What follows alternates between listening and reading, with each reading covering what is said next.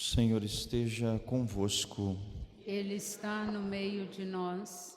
Proclamação do Evangelho de Jesus Cristo, segundo Lucas. Glória a vós, Senhor. Naquele tempo, grandes multidões acompanhavam Jesus. Voltando-se, ele lhes disse: Se alguém vem a mim, mas não se desapega de seu pai e sua mãe, sua mulher e seus filhos, seus irmãos e suas irmãs, e até da sua própria vida, não pode ser meu discípulo. Quem não carrega a sua cruz e não caminha atrás de mim, não pode ser meu discípulo. Com efeito, qual de vós, querendo construir uma torre, não se senta primeiro e calcula os gastos para ver se tem o suficiente para terminar? Caso contrário, ele vai lançar o alicerce e não será capaz de acabar. E todos os que virem isso começarão a caçoar, dizendo: Este homem começou a construir e não foi capaz de acabar. Ou ainda, qual o rei que, ao sair para guerrear com outro, não se senta primeiro e examina bem se com 10.000 homens poderá enfrentar o outro que marcha contra ele com 20.000? Se ele vê que não pode, enquanto o outro rei ainda está longe, envia mensageiros para negociar as condições de paz. Do mesmo modo, portanto, qualquer um de vós, se não renunciar a tudo que tem, não pode ser meu discípulo.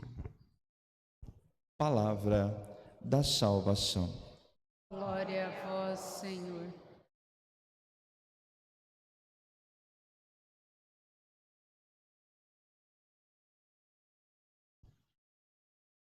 Qual seria o ponto comum entre as duas leituras que nós acabamos de ouvir? Ouvimos a primeira leitura, onde São Paulo começa a nos mostrar o que de fato é o amor. E como o amor, ele vai chegar a essa conclusão, é então o cumprimento perfeito da lei. E não meramente um amor humano, mas também um amor que é voltado para Deus. Em outro trecho do Evangelho, Jesus vai dizer que quem cumpre os meus mandamentos guardará a minha palavra e eu e o Pai estaremos nele. E isso é, de fato, o cumprimento da lei, ou seja, o verdadeiro amor.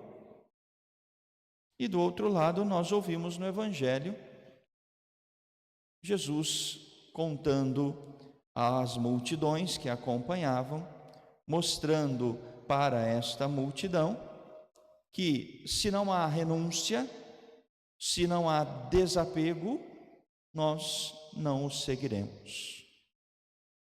O comum entre as duas leituras que acabamos de ouvir é exatamente esta palavrinha, o desapego. Se nós não formos desapegados, se nós não deixarmos para trás aquilo que são as nossas seguranças terrenas, nós seremos incapazes de amar e, menos ainda, seremos incapazes de sermos discípulos de Jesus. Se não poderemos amar e não poderemos ser discípulos de Jesus, faremos o quê? É por isso que nós precisamos, então, olhando para nós, identificar dentro de nós que tipo de amor é o que nós temos pelas coisas e pelas pessoas. A primeira coisa que São Paulo diz aos Romanos, o primeiro versículo que nós ouvimos: não fiqueis devendo nada a ninguém. O amor não deve. O amor não pode ser obrigado. O amor não é meramente ali, né, um compromisso, algo que é porque o outro me fez algo, então eu fico devendo. Não, o amor ele é gratuito. Uma das grandes características do amor é essa gratuidade, de não querer nada em troca, mas de amar porque somos amados por Deus. Um outro grande sinal é a ausência da maldade. O amor não faz mal a ninguém. E se vemos dentro de nós, e não vamos muito longe, vamos conosco aqui, se vemos dentro de nós a maldade ainda, mesmo diante de situações que são tão simples, tão fúteis, mas nós vemos ali uma maldade, um apego, um querer ali do meu jeito. Se ainda vemos isso em nós, é porque o amor não existe. Já sabemos, e o mundo quer nos provar o contrário, o amor não é um sentimento, mas o amor é uma decisão de se doar pelo outro. E por isso é que quem não se possui não pode se doar. E quem não se possui é quem não possui a Deus. E é por isso que no Evangelho, nosso Senhor vai nos dizer e deixar claro quais são as condições para amá-lo e sermos seus discípulos.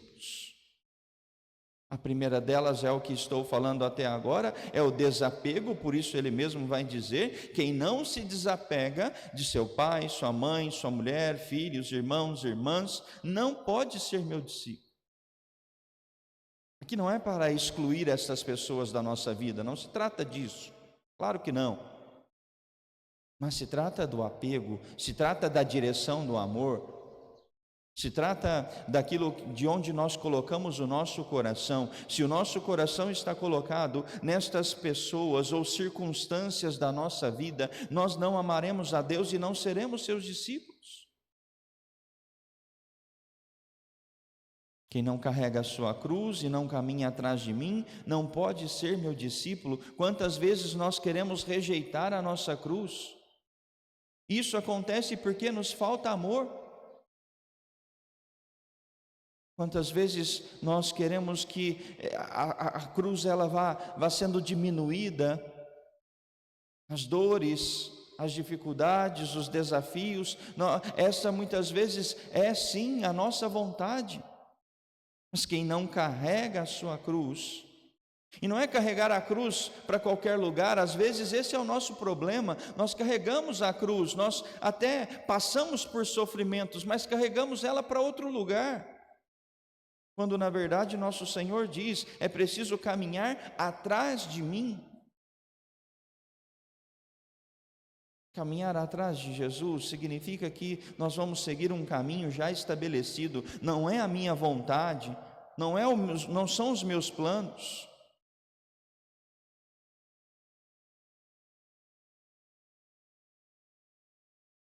E por fim, se não renunciamos tudo o que temos, não podemos ser discípulos de Jesus. Tudo o que temos, não é metade do que temos, não é uma parte do que temos, não é renunciar até que me falte algo, não, é renunciar tudo, tudo.